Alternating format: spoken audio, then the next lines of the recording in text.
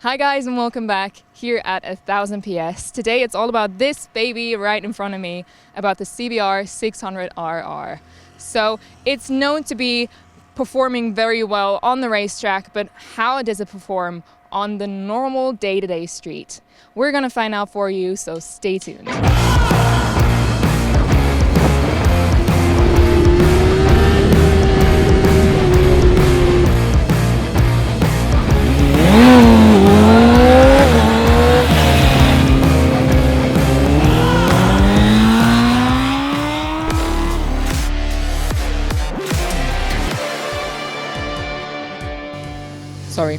The Honda CBR600RR.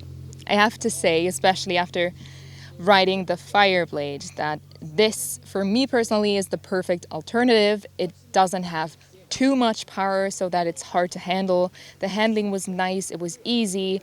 I feel like they are not too heavy, but they are heavy. And I was a little scared that that is gonna have a huge impact on the handling itself and me not feeling the most safe, but that didn't happen at all. I feel like here the brakes weren't too aggressive. It was, it all had this like safe feeling to it, and I really like that about a bike.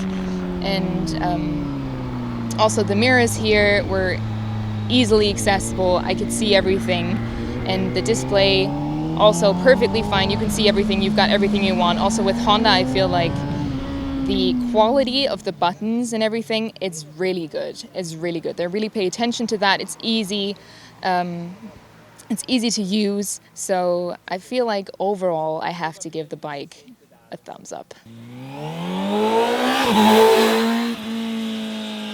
With the new Honda CBR600RR, Honda is once again following tradition by bringing a true supersport motorcycle to the market. This model has been known since the early days. For many manufacturers, 600cc motorcycles were once synonymous with pure sports bikes. It was with these models that the highly sporty character of motorcycles was truly introduced, first and foremost with the 600cc class. Larger displacement engines such as 900cc or 1000cc only followed later and were gradually optimized for sport bike characteristics, but the CBR was certainly one of the first to make waves, combining a high-performance engine with an agile chassis and a focus on sporty riding. And our new CBR600, which Honda is more or less bringing back to Europe this year, naturally follows this example. It all starts with the lively, high-revving engine, which requires high RPMs to deliver power. We have an engine here, a 4-cylinder power plant, just as we know it from the past, a pure inline-4 with nearly 600cc of displacement. And if we want power from this engine, it inevitably requires high revs. The Honda inline-4 needs over 14,000 RPM to reach its peak output of just over 120 HP. This already indicates that at low revs you won't necessarily find much torque or power. And that of course makes the entire concept inherently very sporty and performance-oriented. The chassis itself, or perhaps let's start with the seating position, as it also plays a crucial role in defining the bike's sporty character. On the CBR we sit in a very sporty position, but it's not overly radical. The distance between the seat and handlebars is large enough to allow a proper reach from behind, enabling good force application. The chassis itself, or rather the fundamental geometry, is designed to provide stable handling, which is essential for high-speed riding and for properly exploring the bike's limits.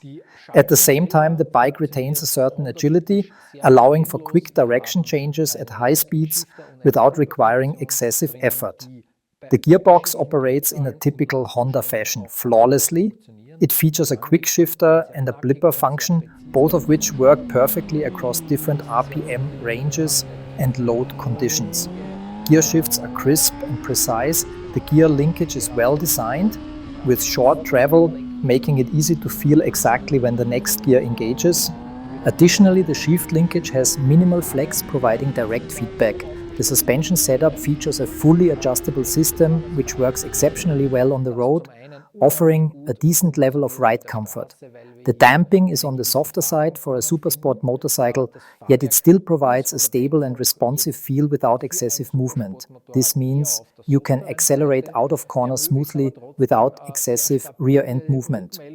A significant contribution to this stability comes from the Bridgestone S23 tires we have equipped, which add a great deal of composure and baseline grip to the bike, further enhancing its overall stability. As expected from a supersport motorcycle, the braking system is very well executed, it delivers excellent deceleration values, and the integrated ABS system performs exceptionally well on this bike.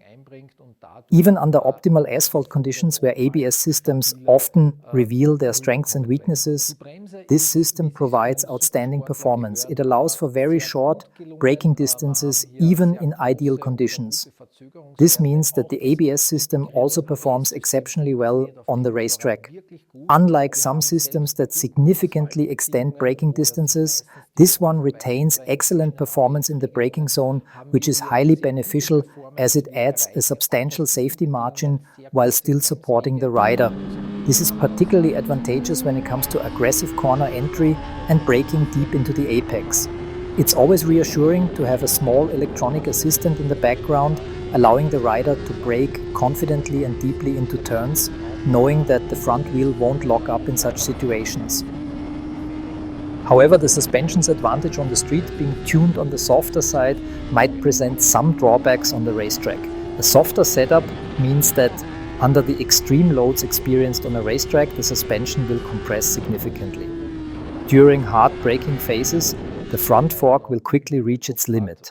The fork does have a soft bottom out mechanism, meaning there is no harsh mechanical stop, but rather a buffer that prevents abrupt impacts.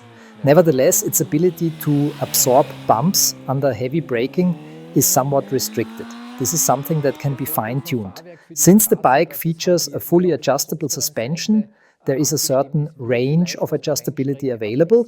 However, these adjustments are limited, so for dedicated track use, some additional suspension tuning may be necessary, but in its standard configuration, the suspension strikes a good balance between sportiness and comfort, making it a well-rounded package that works effectively in various riding conditions.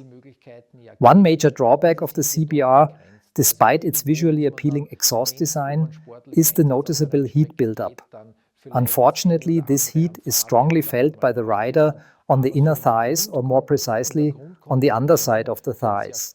Even at cruising speeds of around 50 km per hour, the heat dissipation from the exhaust system under the seat is very noticeable as air turbulence directs it straight onto the rider's legs. During our test, which took place in high temperatures, this became quite uncomfortable and exhausting. It makes it difficult to stay cool while riding, especially on longer outings. However, at higher speeds, such as those typically reached on a racetrack, this issue is less noticeable. The increased airflow at high speeds effectively dissipates the heat before it reaches the rider's legs. So, on the track, this won't be much of a problem. But during slower paced rides, particularly in urban environments or on country roads, the excessive heat radiation becomes much more apparent. Another fundamental aspect to consider is that the CBR faces a slight displacement disadvantage compared to direct competitors like Kawasaki. This is particularly noticeable in low-end torque. The power delivery from the lower rev range is slightly weaker compared to Kawasaki's engine, which with 360cc more displacement provides a bit more punch at low RPMs. As a result, the Honda requires higher revs to access its full power.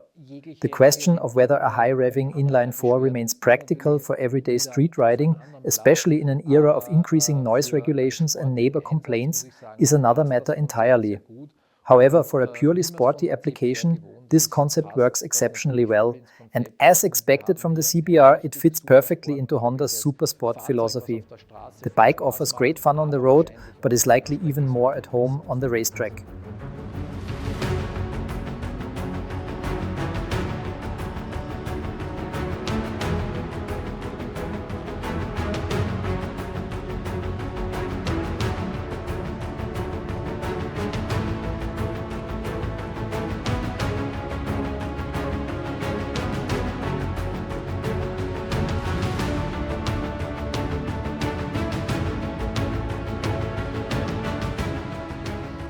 That's all we've got for you today, guys. So share your own opinion, leave it down in the comments, let us know your own perspective on all of this. Would you like to test this bike or not? And if so, why? Let us know down in the comment section, like, subscribe, and I'll see you soon.